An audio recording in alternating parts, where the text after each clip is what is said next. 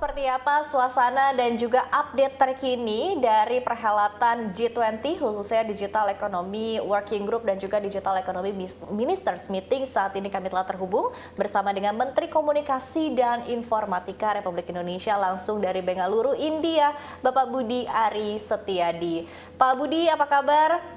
Terima kasih waktunya untuk CNBC Indonesia telah disempatkan ya Pak ya di tengah kesibukan G20 saat ini. Mungkin bisa dijelaskan Bapak seperti apa kondisinya di sana dan juga poin-poin apa yang menjadi pembahasan di tingkat menteri untuk Ministers Meeting kali ini, Pak Budi.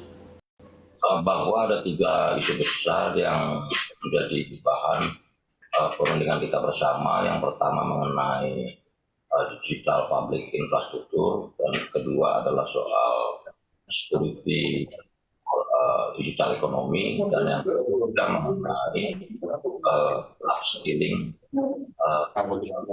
upskilling digital. Ini juga penting karena 3 hal inilah yang menjadi topik bahasan yang paling penting bagi kami.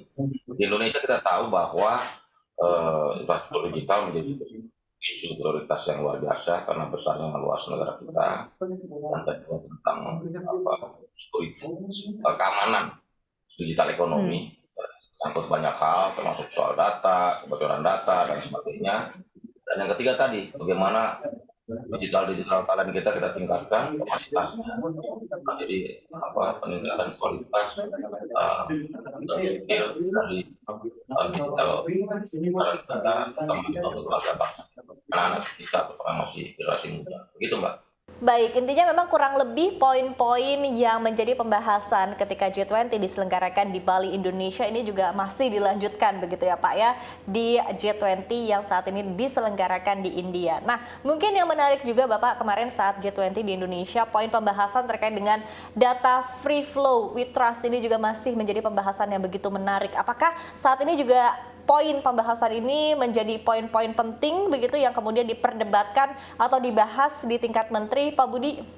Ya, mengenai misalnya dalam pertemuan bilateral dengan pemerintah Jepang mengusulkan adanya digital free flow, data free flow with trust, supaya ada pertukaran data yang lebih terbuka tapi juga saling percaya.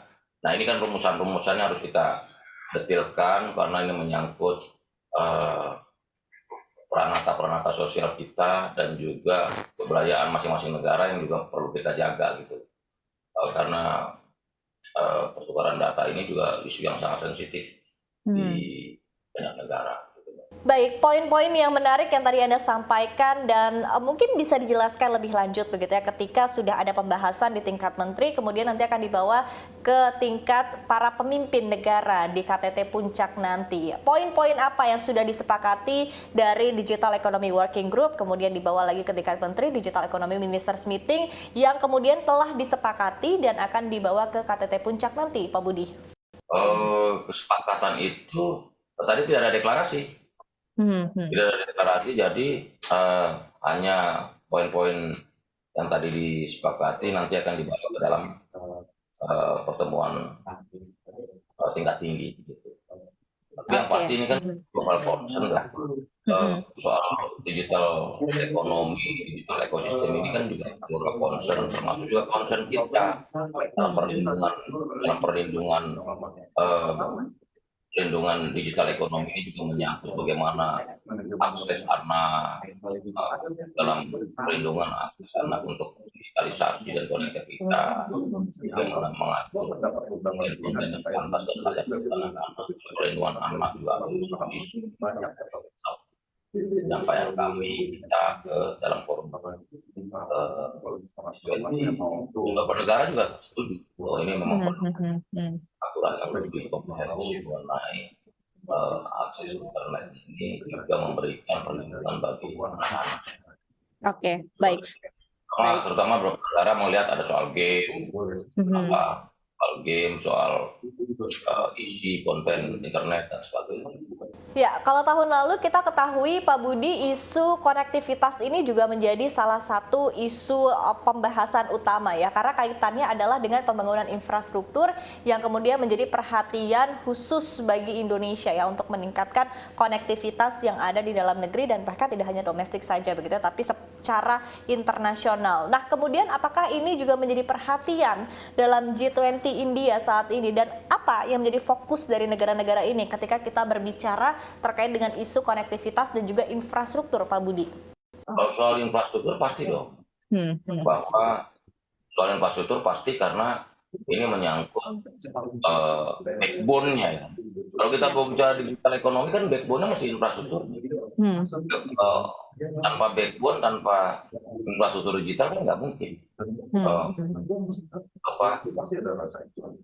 Percepatan digital ekonomi dan ekosistem digital ekosistem ini akan terwujud. Tadi juga dibahas soal artificial intelligence, AI-nya, bagaimana perkembangannya, bahasa dan sebagainya. Tapi yang pasti kita optimis sebagai negara, memang banyak hal yang juga harus kita antisipasi dari berbagai fenomena digital ekonomi di masa-masa depan. Baik, menarik sekali tadi Anda menyebutkan adanya ketimpangan infrastruktur konektivitas. Nah, sebetulnya ini permasalahan yang artinya Pak Budi tidak hanya dirasakan oleh Indonesia saja, tapi juga oleh negara-negara lain begitu ya, termasuk adalah India di negara anggota G20 tersendiri. Nah, kemudian dengan adanya pembahasan ini dan bahkan sudah sampai ke tingkat menteri, apa sebetulnya bentuk konkret penyelesaiannya dari negara-negara anggota G20 ini? Apakah memang akan ada bantuan dari negara-negara yang lebih maju lagi begitu ya kepada negara-negara G20 yang lebih membutuhkan upaya untuk peningkatan infrastruktur konektivitas? Itu tadi yang tadi saya sampaikan tadi bahwa isu-isu soal keamanan anak-anak dalam internet, dalam penggunaan internet, perlindungan data pribadinya, terus juga bagaimana data-data ini cross border ditukarkan, terus juga bagaimana menggunakan akses digital ini secara lebih bijaksana, lebih produktif, tadi ditunjukkan juga. Jadi yang pasti bahwa digital ekonomi ini kan tidak jalan dalam gerak secara hadapan manusia. Tapi bagaimana pengaturannya, keadilannya, pemelaksananya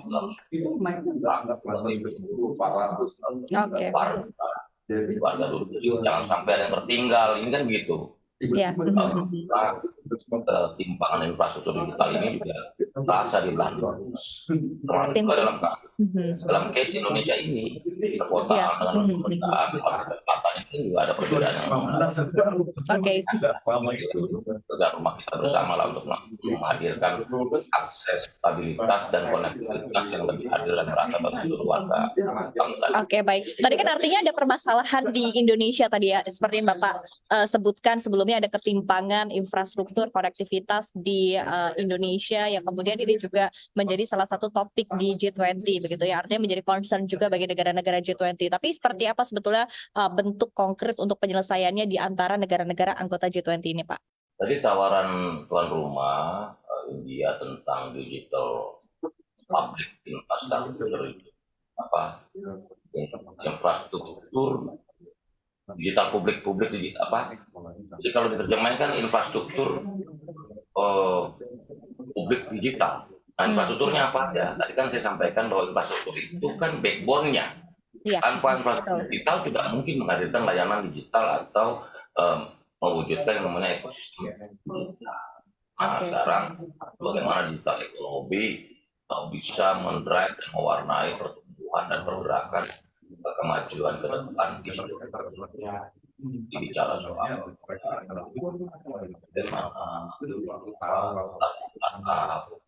ekonomi yang karena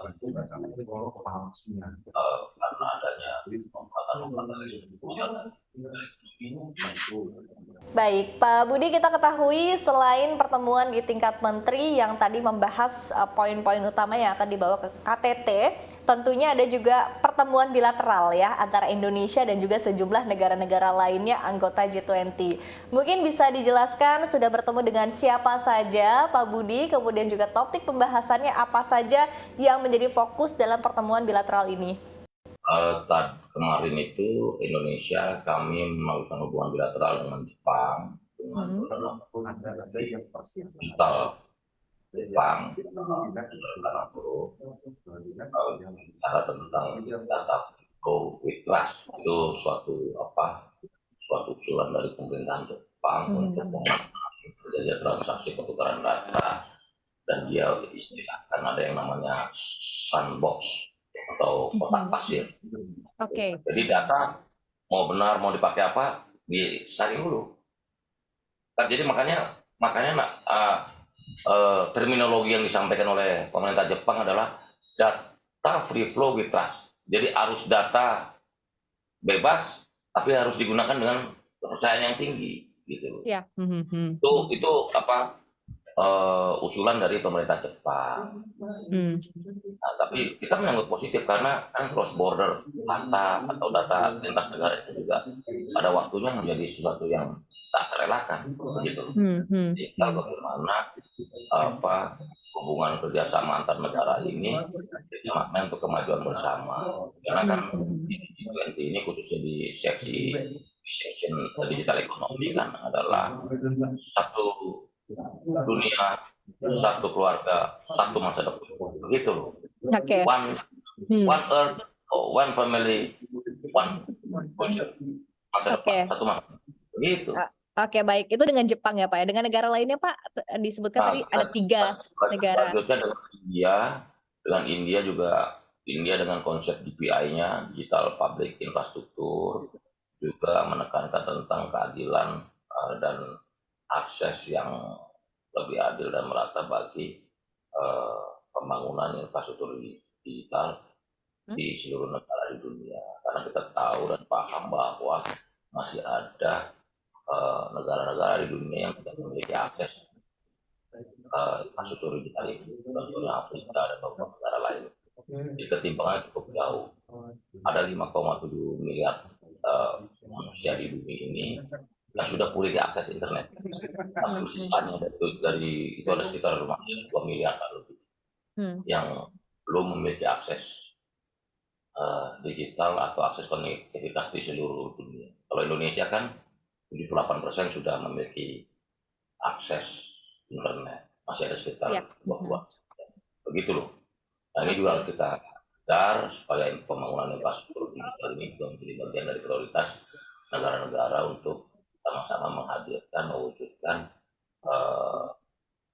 pembentukan, pembangunan, perwujudan digital ekosistem digital yang begitu, Mbak. Baik, mungkin sedikit bisa didisclose Pak Budi seperti apa poin-poin pembahasan di pertemuan antar kedua negara ini, kemudian di sektor apa saja yang menjadi fokus pembahasan tadi di negara-negara yang Anda sudah sebutkan juga, dan kemudian apakah memang ada niat dari negara-negara ini atau minat dari negara-negara ini untuk bisa berinvestasi di dalam negeri?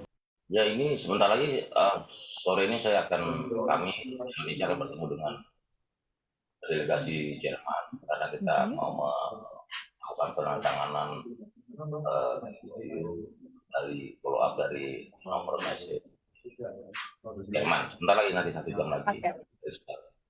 Ya isunya bahwa Indonesia intinya siap bekerja sama dengan seluruh dunia.